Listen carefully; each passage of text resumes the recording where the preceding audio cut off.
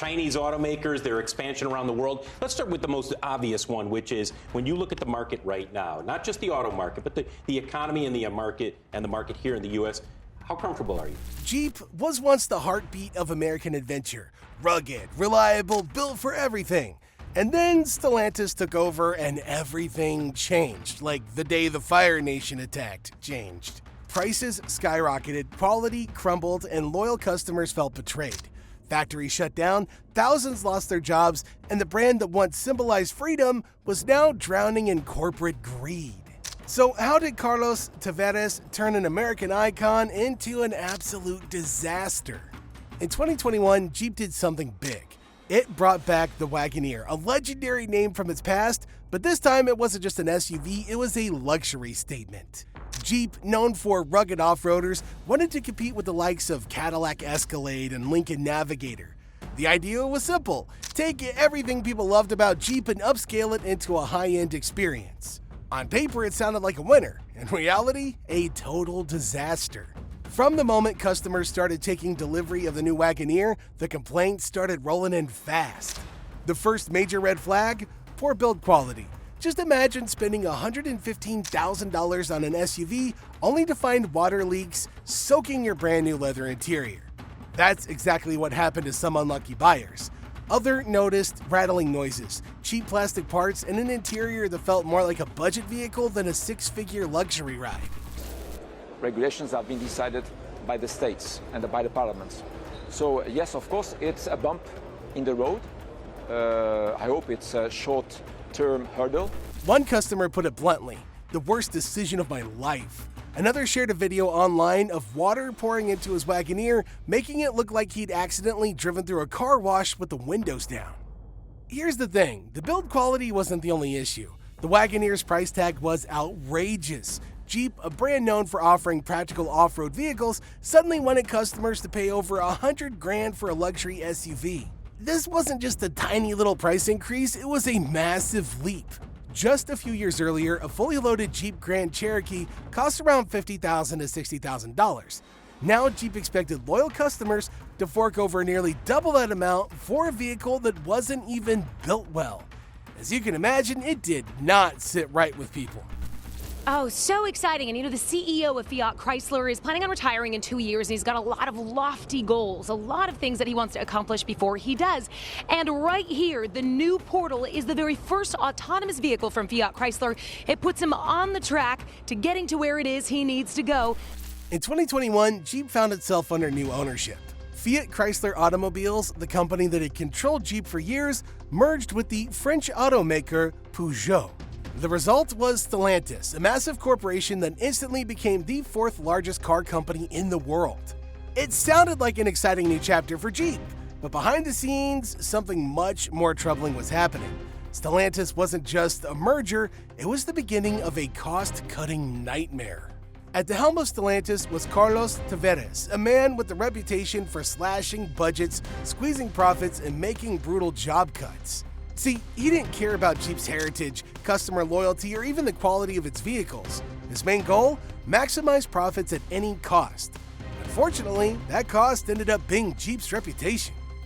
The moment Stellantis took control, everything about Jeep started to change. Suddenly, cheap materials replaced high-quality components, and manufacturing processes were streamlined to save money. The result? More vehicles rolling off the production line with defects, poor craftsmanship, and frustrated customers. The Wagoneer was a perfect example of this shift, but it wasn't just one car. The entire Jeep lineup began to suffer from lower build quality, increased prices, and a growing list of problems. One major issue was the Jeep was no longer focusing on what made it great. It had always been a rugged, dependable brand that built vehicles meant for adventure. But Stellantis wanted Jeep to become something else, a premium brand with luxury pricing. That shift didn't just alienate longtime Jeep fans, it also made Jeep's vehicles unaffordable for the very people who had supported the brand for years. A $50,000 Jeep Grand Cherokee became a $70,000 purchase, and even the Wrangler, Jeep's most beloved model, saw its price skyrocket too. A good reason to want FCA, and he's open to being pursued by anyone who can help him meet his lofty profit goals for 2018. Anybody who needs cars to try and move an agenda forward. One of the first things that Carlos Tavares did when Stellantis took over was cut jobs, thousands of them in fact. He wasted no time. Within the first 3 years, Stellantis eliminated over 40,000 jobs globally. For Jeep, this meant factories losing entire shifts of workers and the quality of vehicles dropping fast. One of the biggest hits came at the Warren truck assembly plant where the Wagoneer was built. Workers noticed the changes almost immediately. The production line was moving faster, but fewer people were working on it.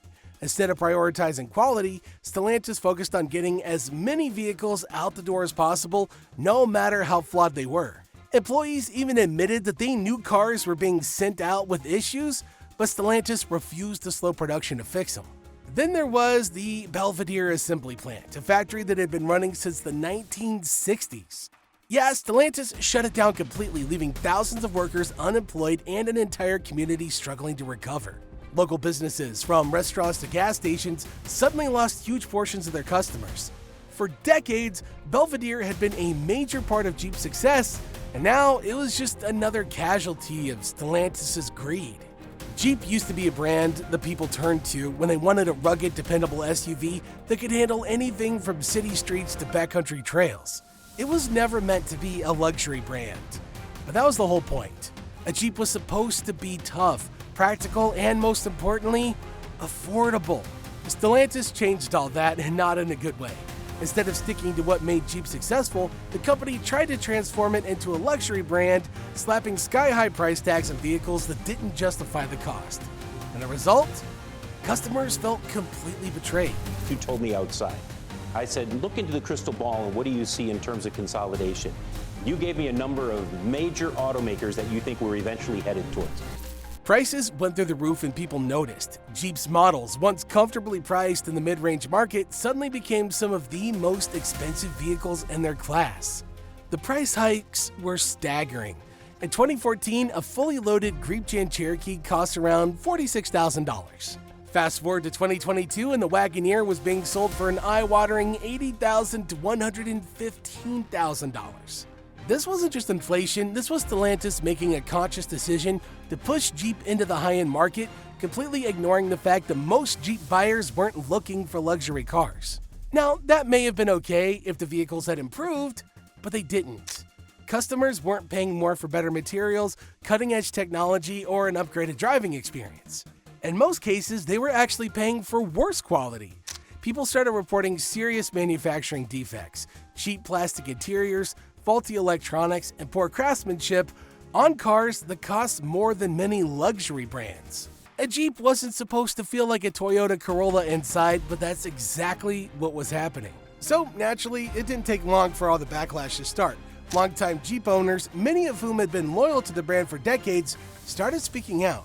They couldn't understand why Jeep had abandoned its roots, why a Wrangler that once cost $30,000 now started at nearly $50,000, or why they were expected to pay premium prices for subpar quality.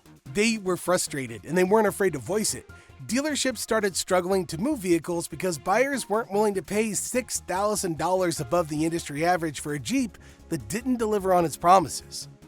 Jeep has always been more than just a car brand. It's been a symbol of American resilience, built by hardworking people in factories that have been around for entire generations. Stellantis came in and tore that legacy to shreds. In just 3 years, the company laid off over 40,000 workers globally, devastating the communities that had depended on Jeep for jobs and economic stability.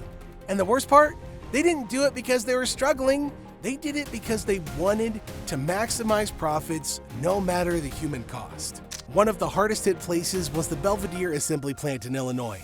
This wasn't just any factory, it had been operating since the 1960s, building some of Jeep's most popular models. It provided thousands of jobs, not just to factory workers, but to local businesses that relied on them.